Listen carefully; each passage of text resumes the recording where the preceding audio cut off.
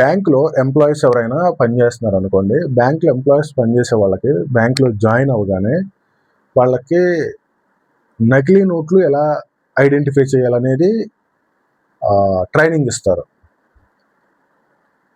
ఇంకొకసారి బ్యాంక్‌లో ఎంప్లాయీస్‌కి నకిలీ నోట్లు ఎలా కనిపెట్టాలి అని ట్రైనింగ్ ఇస్తారు. అంటే ఇక్కడ వాళ్ళ ఉద్దేశం ఏంటి? నకిలీ నోట్ల కోసం వాళ్ళు ఏమైనా వెతుకుతున్నారా బ్యాంక్ వాళ్ళు అని అంటే కాదు. అసలు నోట్లు ఎలా ఐడెంటిఫై చేస్తారు? అసలు నోట్లు తెలియాలంటే కల్తీ నోట్లు కూడా ఎలా ఉండాలి కూడా తెలియాలి. నకిలీ నోట్లు కూడా ఎలా ఉంటాయో కూడా తెలుసుకోవాలి వాళ్ళు. అంటే వాళ్ళ ఉద్దేశం ఏంటి? అసలు నోట్లు కావాలి, నకిలీ నోట్లు ఐడెంటిఫై చేసి ఇగ్నోర్ చేయాలి. ఒకటి. రెండోది, ఒక తండ్రి ఉన్నాడు అనుకోండి. ఒక బాధ్యత గల తండ్రి ఉన్నప్పుడు తండ్రి ఏం చెప్తాడు అని అంటే, తప్పు చేసినప్పుడు బిడ్డకి ఇది తప్పు అమ్మ చేయకూడదు అని చెప్తాడు. దాని ఉద్దేశం ఏంటి అని అంటే ఆ బిడ్డను ద్వేషిస్తున్నాడా? పరిస్థితిని బట్టి కొట్టాల్సి వస్తుంది, తిడతాడు, గట్టిగా చెప్తాడు, మందలిస్తాడు, అన్నీ చేస్తాడు. దాని ఉద్దేశం ఆ తండ్రి ఆ బిడ్డను ద్వేషిస్తున్నట్టు కాదు. ఎందుకు అనంటే ఆ బిడ్డ మంచిగా ఉండాలి, మంచిగా ఎదగాలి, మంచి పరిస్థితుల్లో ఉండాలి, మంచి ఒక మైండ్ సెట్ రావాలి, మంచి ఆలోచన రావాలి, ఒక బాధ్యత గల వాడిగా ఉండాలి అని అంటే తండ్రి చెడు చెయ్యొద్దు, చెడు వైపు ఉండొద్దు, తప్పు చేసినప్పుడు ఇది తప్పు అని చెప్పక తప్పదు. 2. మూడవది ఏంటి అని అంటే ఒక డాక్టర్ దగ్గరికి వెళ్ళాం. ఒక డాక్టర్ దగ్గరికి వెళ్ళినప్పుడు నీకేదో ప్రాబ్లం అనేది అనిపించింది. ప్రాబ్లం అనేది ఐడెంటిఫై అయింది తనకి. ఐడెంటిఫై అయినప్పుడు ప్రాబ్లంని నీకు చెబుతాడా, లేదంటే ఏం కాదు పర్లేదులేండి అని పంపించేస్తాడా? అలా పంపించేస్తే డాక్టర్ అవుతాడా? మీరు ఆలోచించండి. కాదు. డాక్టర్ ఏం చెప్తాడంటే ప్రాబ్లం ఉంది అని అంటే ప్రాబ్లం ఖచ్చితంగా చెప్తాడు. ఆ ప్రాబ్లంకి ఏం జాగ్రత్తలు తీసుకోవాలో కూడా చెబుతాడు. ఓకే. అలా ప్రాబ్లంని దాచిపెట్టేవాడు డాక్టర్ కాదు. అలా వెళ్ళారు అంటే అలాంటి డాక్టర్ దగ్గరికి వెళ్ళడం కూడా అనవసరం, వేస్ట్. సో ఇంకొకటి, బంగారం కొంటాక ఎక్కడికైనా బంగారం షాప్కి వెళ్తారు. అక్కడికి వెళ్ళినప్పుడు బంగారం కొట్లు ఏం చేస్తారంటే బంగారాన్ని చెక్ చేస్తారు. ఎందుకు అని అంటే ఇది అసలా నకిలీనా అని చెక్ చేస్తారు. ప్రతి చోట చెక్ చేస్తారు. ఎందుకని? అది నకిలీ అవ్వచ్చు, నకిలీ అయితే నష్టం కదా. సో ఇలాంటి ప్రతి చోట కూడా నకిలీ అనేది ఎలా ఉంటుంది, నకిలీని తెలుసుకుంటున్నారు. ఎందుకు అని అంటే నకిలీ అనేది తెలుసుకుంటే అసలేంటో తెలుస్తుంది. నేను ఎగ్జాంపుల్గా చెప్పినట్టుగా నకిలీ గురించి ఐడెంటిఫై చేయలేదు అనుకో, నీకు అసలు అనేది కంప్లీట్గా మరుగున పడిపోతుంది. నకిలీ నోట్లు గుర్తుపట్టరు బ్యాంక్లో. ఏమవుతుంది? మోసగాళ్ళు ఎక్కువైపోయారు కాబట్టి ఈ రోజుల్లో మరి సైబర్ క్రైమ్లే జరుగుతున్నాయి ఫోన్లలో. సో ఇలాంటి రోజుల్లో మోసగాళ్ళు, స్వార్థపరులు ఎంత విపరీతంగా ఉన్న ఈ రోజుల్లో కల్తీని, నకిలీని కనిపెట్టకపోతే, జాగ్రత్త పడకపోతే ఏమైపోతుంది అంటే అంత కలుషితం అయిపోతుంది. అసలనే కంప్లీట్గా కిందకి దించేసేసి కల్తీని కంప్లీట్గా పెట్టేస్తారు. ఎందుకని? రోజులు ఎలా ఉన్నాయి. స్వార్థపరులు, స్వార్థం, మంచితనం లేదు, స్వార్థం విపరీతంగా ఉండిపోయింది. నా జీవితం తర్వాత ఏమవుతుంది ఏంటి అనేది కూడా అర్థం చేసుకుంటలేదు. స్వార్థపరులు ఎక్కువైపోయారు. అంటే ఇలాంటి చోట ఒక బ్యాంకుల్లో, ఒక గోల్డ్ షాపుల్లో, ఒక డాక్టర్, ఇలాంటి చోట నకిలీని ప్రాబ్లం అని చెప్పినప్పుడు ఒక క్రైస్తవ్యంలో ఒక బోధన గురించి నకిలీ బోధ ఇలా ఉంటుంది, ఇలా జాగ్రత్త పడండి అని చెప్పడం తప్పు కాదా? ఆలోచించండి. సో ఇక్కడ నా ఉద్దేశం ఏంటంటే మనల్ని ఫాలో అయ్యే వాళ్ళలో ఒకరు నాకు చెప్పింది ఏంటి అని అంటే ఇలా విమర్శించడం తప్పు కాదేమో అన్నట్టుగా అన్నారు. అంటే వాళ్ళ ఉద్దేశంలో చెప్పిన దాంట్లో నాకు అనిపించింది ఏంటి అని అంటే ఒక్కొక్కరు ఒక్కొక్క విధంగా దేవుని తెలుసుకుంటారు, వాళ్ళకు ఉంటుంది కదా అని చెప్పారు. సంథింగ్ నాకు పూర్తిగా అర్థం కాలేదు, డిస్కషన్ కంప్లీట్ అవ్వలేదు. కానీ ఇంటెన్షన్ అయితే అర్థమైంది. అంటే ఇలా మనం ఏదైతే నకిలీ బోధల గురించి చేస్తున్నామో అది చేయడం కరెక్ట్ కాదు అన్నట్టుగా వాళ్ళ ఒపీనియన్ అనేది ఉందని నాకు అర్థమైంది. సో దానికి నేను ఇప్పుడు చెప్పిన ఎగ్జాంపుల్స్ దృష్టిలో పెట్టుకోండి. రెండోది, లేఖనానుసారంగా మనకున్న ఒకే ఒక ఆయుధం ఏంటి? పిట్టకథలు కాదు, ఓన్లీ లేఖనానుసారంగా మాత్రమే మాట్లాడతాం. ఇప్పుడు లేఖనానుసారంగా ఇది ఎలా కరెక్ట్? చెడుని చెడు అని చెప్పమని, మంచిని చెడుని రెండింటినీ కూడా దేవుడు ఎలా ఫేస్ చేశాడు, ఎలా ఎదుర్కొన్నాడు వాటిని, అపోస్తులు తర్వాత దాన్ని ఎలా కంటిన్యూ చేశారు మాట్లాడుకుందాం ఒకసారి.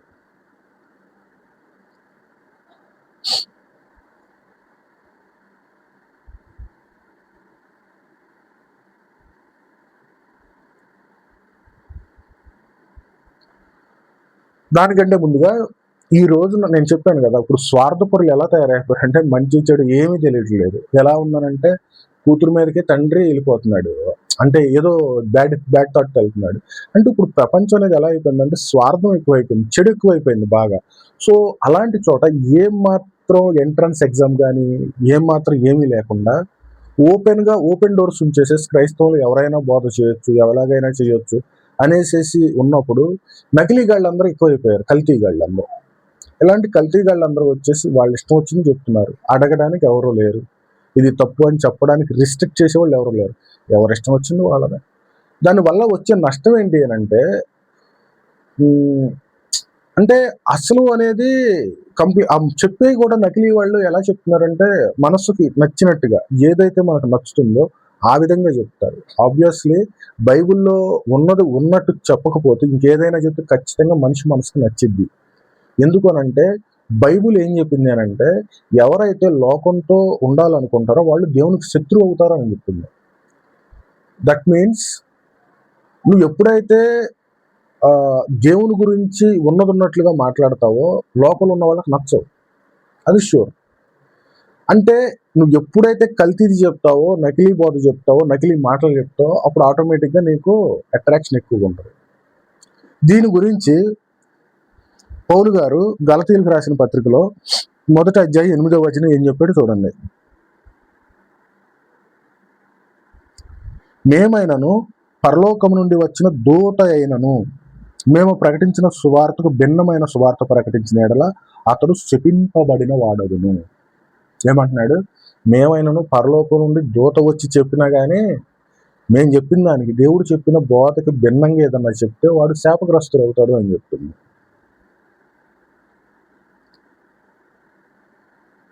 అంటే దీన్ని బట్టి అర్థం చేసుకోవాల్సింది పౌలు ఇక్కడ ఈ వచనంలో ఏం చెప్తున్నాడు, అసలు కాకుండా నకిలీది కల్తీది ఏదో ఉంటదని చెప్పేశాడు.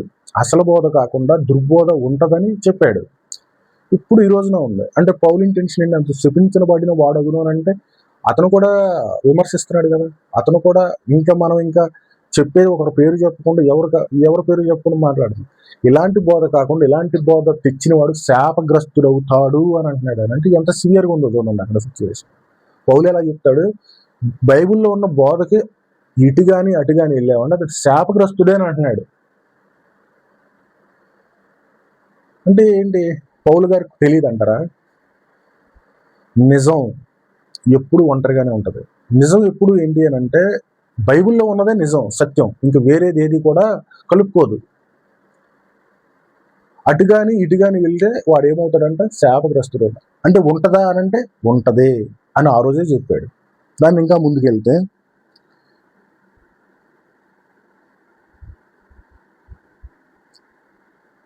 యేసు ప్రభు కూడా ఏమన్నాడనంటే మత్తయి సువార్త 7వ అధ్యాయం 15వ వచనంలో అబద్ధ ప్రవక్తల విషయంలో జాగ్రత్త పడుడి. యేసు అబద్ధ ప్రవక్తల విషయంలో జాగ్రత్త పడుడి. అబద్ధ ప్రవక్తల విషయంలో జాగ్రత్తగా ఉండండి. మనం చెప్పేది ఏంటి, అదే కదా, జాగ్రత్తగా ఉండండి. అంటే అప్పుడు ఏమైంది అంటే యేసు ప్రభు అబద్ధ ప్రవక్తలు వస్తారని చెప్పేశాడు, కానీ వాళ్ళు ఎలా చేస్తారు ఏం చేస్తారని ఆయన చెప్పాలి. ఒకటే, నేను చెప్పిన దానికి అటుగాని ఇటుగాని వెళ్ళారంటే సింపుల్గా అబద్ధ బోధకులు అబద్ధ ప్రవక్తలు ఏదైనా కావచ్చు. అటుగాని ఇటుగాని వెళ్ళారు అని అంటే దేవుని వాక్యానికి విరుద్ధంగా చెప్తున్నారు. ఇక్కడ నేను చెప్పేది ఏంటి అని అంటే అటు ఎటు వెళ్తున్నారు, ఇటు ఎటు వెళ్తున్నారు, ఏ విధంగా వెళ్తున్నారు క్లియర్గా చెప్తున్నాను.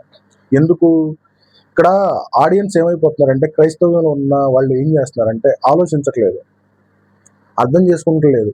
ఎవరు ఏది చెప్పినా వాక్యమే, ఎవరు ఏ అనుభవాల్లో చెప్పినా అని వాక్యం అవుతుంది. బైబిల్ని కంపేర్ చేస్తున్నారా, బైబిల్తో చెక్ చేస్తున్నారంటే జరగట్లేదు. మనం ఏం చేస్తున్నాము అంటే ఇక్కడ ఈ ప్రదేశంలో ఇలా జరుగుతుంది, ఇది కరెక్టా, ఇది కరెక్టా? దేవుడు చెప్పాడు అబద్ధ ప్రవక్తల విషయంలో జాగ్రత్త పడుడి అని చెప్పాడంటే కల్తీది ఉంది, నకిలీది ఉంది. కల్తీ దాంట్లో జాగ్రత్తగా ఉండండి అని చెప్పాడు. ఎవరో చెప్పారు? ఎవరైతే క్రీస్తుని నమ్ముకున్నారో అలాగే చెప్పారు. మనం అలాగే చెప్తున్నాం. క్రైస్తవులు ఎవరైతే ఉన్నారో అబద్ధ ప్రవక్తలు ఎలా ఉంటారు, ఇది వీళ్ళ క్యారెక్టర్, ఇది వీళ్ళ క్యారెక్టర్. మనం ఎప్పుడు ఎవరి పేరు తీయలేదు. భవిష్యత్తులో ఏమన్నా తీయాల్సి వస్తే తెస్తాం. యేసు ప్రభు కూడా తిట్టాడు, చెప్తాను దాని గురించి కూడా. అబద్ధాల ప్రవక్తలు ఏమని తిట్టాడో కూడా చెప్తాను.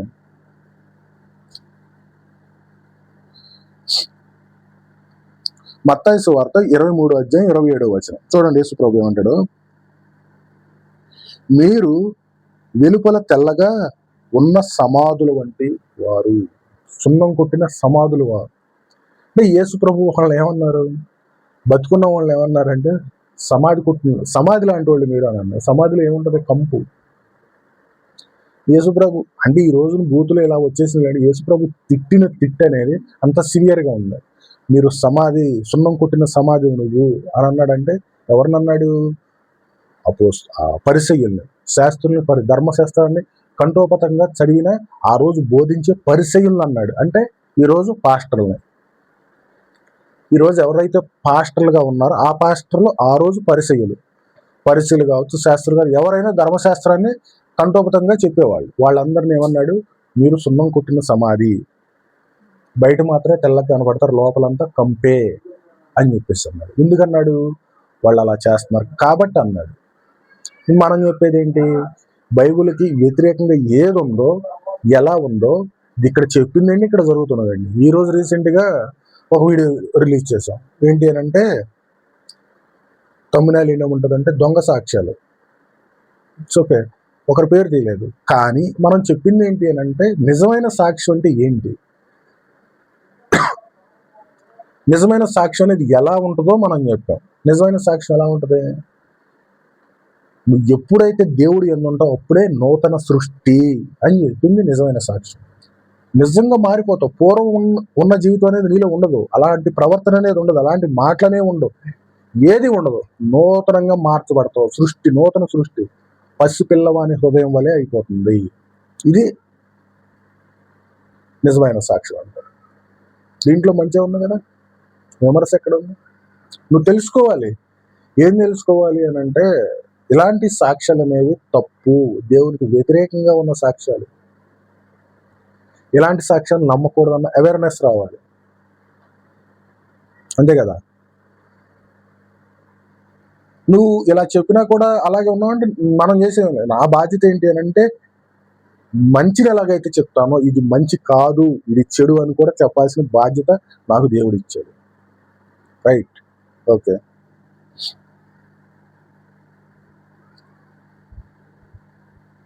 ఒక్కసారి అపోస్తుల కార్యాలు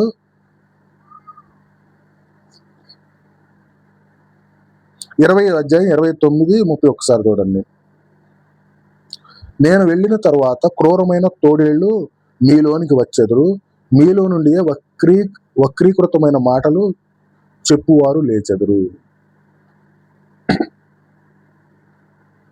ఏం చెప్తున్నాను? వెళ్ళిన తర్వాత తప్పుడు బోధలు అనేవి వస్తాయి. అంటే ఎక్కడికి వస్తాయి? సంఘంలోనికి వస్తాయి. క్రైస్తవ సంఘంలోని తప్పుడు బోధల గురించి ప్రస్తావించవలసిన అవసరం ఏంటి? మంచిగా చెప్పుకుంటే వెళ్ళొచ్చు. తప్పుడు బోధలు వస్తాయి, జాగ్రత్తగా ఉండని ఎందుకు చెప్తున్నాడు అంటే నువ్వు అసలేది నకిలీ కనిపెట్టగలిగే సామర్థ్యం నీలో ఉండాలి.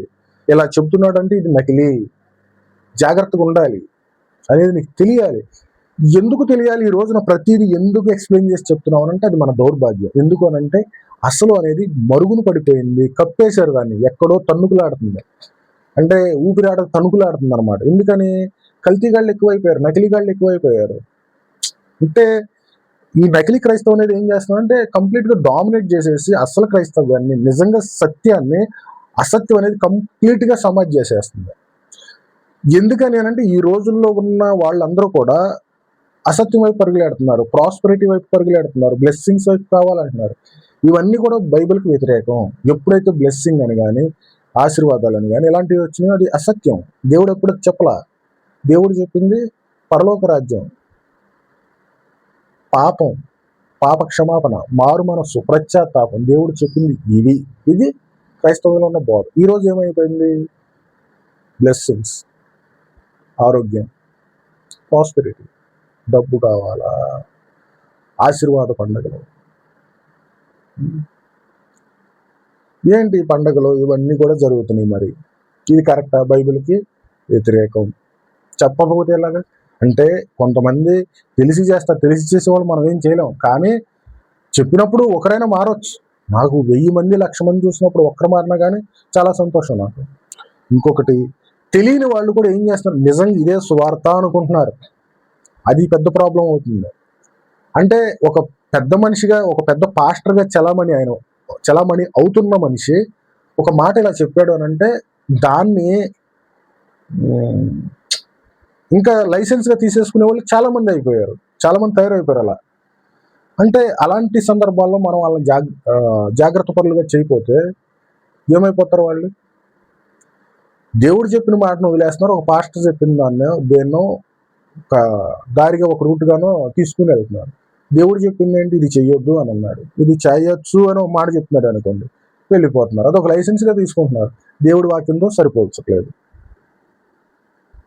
ఇంకొకటి, తీతుకు రాసిన పత్రిక 1వ అధ్యాయం 13వ వచనం, వారిని గట్టిగా గద్దించుము. గద్దించుము అని అంటే ద్వేషమా?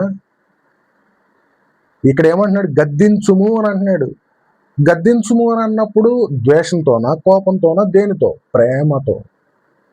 ఎందుకు గద్దిస్తున్నారు? సరిదిద్దడానికి. ఇది తప్పు, ఇది కరెక్ట్, ఇది అసత్యం, ఇది సత్యం. ఇటు వెళ్తే అసత్యం, అసత్య మార్గం నిన్ను నరకానికి తీసుకెళ్ళిద్ది. తెలుసుకుని రూట్ టర్న్ చేసుకున్నావు అంటే సత్య మార్గం నిన్ను పరలోకానికి తీసుకెళ్ళిద్ది. దీని నుంచి దీనిలోకి రా అని జాగృతం చేస్తున్నాం వాళ్ళు మనం. ఓకే, ఇక్కడ తీతుకి రాసిన పత్రికలు ఏమంటున్నాడు? గద్దించమన్నాడు. గద్దించం అనేది ప్రేమతో, సరిదిద్దడానికి, ద్వేషంతో కాదు. సరిదిద్దుతున్నాము. అర్థం చేసుకోకపోతే మనం చేసేది లేదు. దేవుడు చెప్పాడు ఇక్కడ గద్దించము అని అన్నాడు. దేని గురించి? అసత్య విషయమే. అసత్య విషయం గద్దించు. ఎందుకని? సరిదిద్దుకోవాలి. నువ్వు నిజంగా తప్పుడు మార్గంలోకి వెళ్తున్నావు, పక్కకి రా, అది తప్పు, తెలుసుకో. విన్నా కానీ మారలేదా? మనం చేసేది ఏం లేదు కదా, జస్ట్ చెప్తున్నాం. ఓకే, ఇంకా వాళ్ళు వింటే వింటారు, లేదంటే లేదు.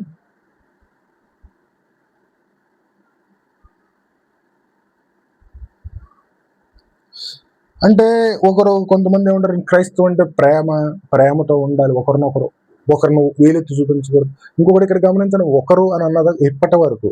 తర్వాత మరి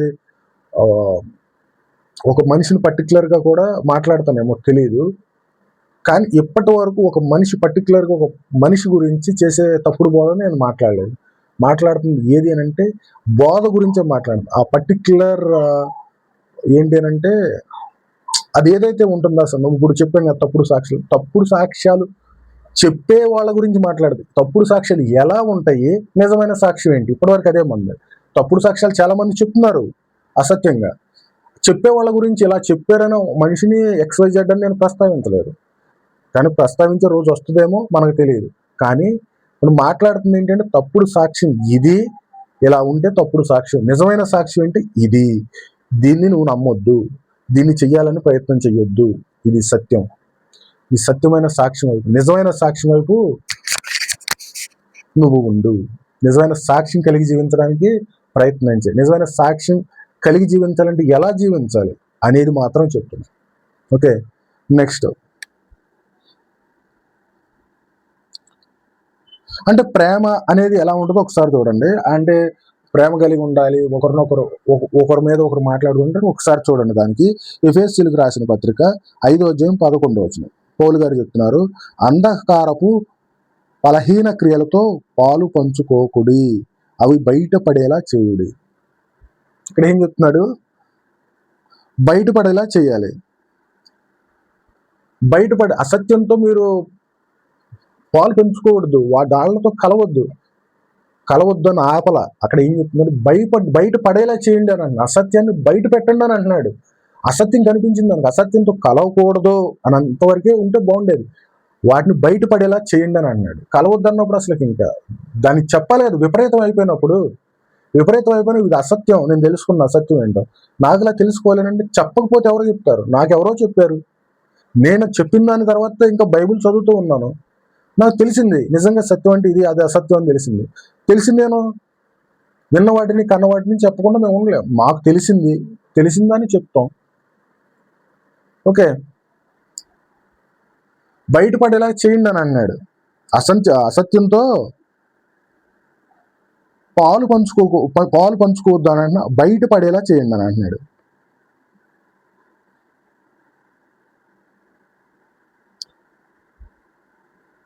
ఎహెచ్కేల్ గారు రాసిన గ్రంథం 33:8 దేవుడు ఎలా అంటున్నాడంటే, దుష్టునికి హెచ్చరిక చెప్పకపోతే అతని రక్తం నీ చేతిలో అడుగుతాను. ఈ మాటకు అర్థం ఏంటో తెలుసా? తప్పు జరుగుతున్నప్పుడు, బైబిల్కి వ్యతిరేకంగా తప్పు జరుగుతున్నప్పుడు నిశ్శబ్దంగా ఉన్నామంటే దేవుడు మెచ్చడు. తప్పు దేవుడి వాక్యానికి విరుద్ధంగా వక్రీకరించేసి ఏదైనా చేస్తున్నప్పుడు అది కరెక్ట్ కాదు, నువ్వు నిశ్శబ్దంగా ఉండడం. ఓకే, సో దీన్ని బట్టి అర్థమైంది ఏంటంటే, దేవుడు బైబుల్ అన్నీ కూడా చెప్తున్న మాట ఏంటంటే తప్పును సహించదు. తప్పు జరుగుతున్నప్పుడు నువ్వు చేయాల్సింది ఏంటంటే తప్పుని ప్రేమతో ఖండించాలి, గద్దించాలి, బుద్ధి చెప్పాలి. అబద్ధ ప్రవక్తలు వస్తారని పౌలు గారు చెప్పారు, యేసు ప్రభు చెప్పాడు. యేసు ప్రభు వారే సాక్షాత్తు ఆ రోజు పాస్టర్లుగా కొనసాగుతున్న పరిచయలు కానీ శాస్త్రులు కానీ ఏమన్నాడు? మీరు సున్నం కొట్టిన సమాధులు అని పిలిచాడు. తిట్టాడు. అది తిట్టే, మనం తిట్టట్లా, చెప్తున్నాం. ఓకే,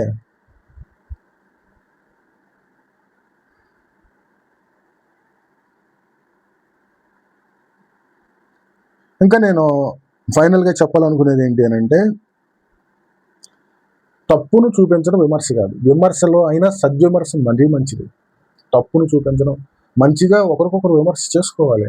నీలో ఉన్న తప్పు నాకు తెలియాలి, నాలో ఉన్న తప్పు నాకు తెలియాలి. నువ్వు నన్ను వేలెత్తి చూపించినప్పుడు నేను తెలుసుకుంటాను.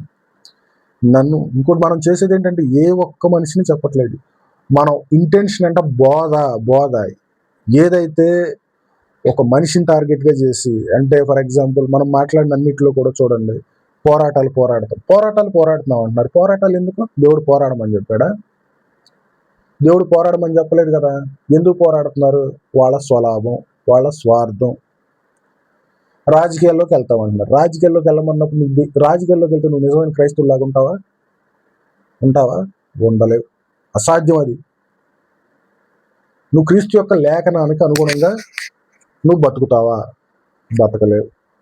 అలాంటి దాంట్లోకి వెళ్ళి నువ్వు క్రైస్తవుడుగా నిక్కచ్చి ఎలా బ్రతకగలవు? అని నువ్వు రాజకీయంలోకి వెళ్ళి చేయాలనుకున్నప్పుడు దేవుడు అన్ని అద్భుత కార్యాలు చేశాడు కదా. ఆయనే ఒక రాజకీయ పార్టీని ఎందుకు స్థాపించలేదు? రోమ ప్రభుత్వానికి వ్యతిరేకంగా చాలా మంది జనాలు వచ్చారు, ప్రజలు చాలా మంది ఆయన వైపు తిరిగారు. కానీ ఎందుకైనా ఆయన అధికారం కోసం ఆరాటపడలేదు. ఈ రోజున మనకు కొంతమంది తోడేలు చేస్తున్నట్టుగా ఈరోజు తప్పుడు సాక్ష్యాలు, ఆబ్వియస్లీ తప్పుడు సాక్ష్యాలు యేసు నామాన్ని ఇంకా కిందకి లాగేదిగా ఉంటుంది. ఆలోచించండి ఒకసారి. ఎప్పుడు మనం ప్రేమతో చెప్పే మాట అనేది సరి చేసుకోవడానికి, సరిదిద్దడం కోసం చెప్పు అని అంటున్నాడు. అసత్యంతో పాలు పంచుకోకుండా దాన్ని బయట పెట్టు అని ఎహెచ్కేల్ గారు చెప్తున్నాడు. సో నేను చెప్పిన దాన్ని బట్టి మీకు అర్థమైందని అనుకుంటున్నాను. కానీ ఇక్కడ మనల్ని ఫాలో అయ్యే వాళ్ళు అడిగిన క్వశ్చన్ కూడా మంచిది. ఎందుకనంటే అలా క్వశ్చన్ అడగటంలోనే ఒక ఎనాలిసిస్ అనేది వస్తుంది. దాన్ని బట్టి ఆలోచించడం మొదలు పెడతారు. నాకు కావాల్సింది కూడా ఇలాంటి క్వశ్చన్లే. ఏమన్నా డౌట్లు ఉన్నా కానీ అడగండి, సమాధానం చెప్తాను. నేను టైం తీసుకునైనా కానీ సమాధానం చెప్తాను. మీకు క్వశ్చన్ ఏమైనా ఉంటే కామెంట్స్లో పెట్టండి.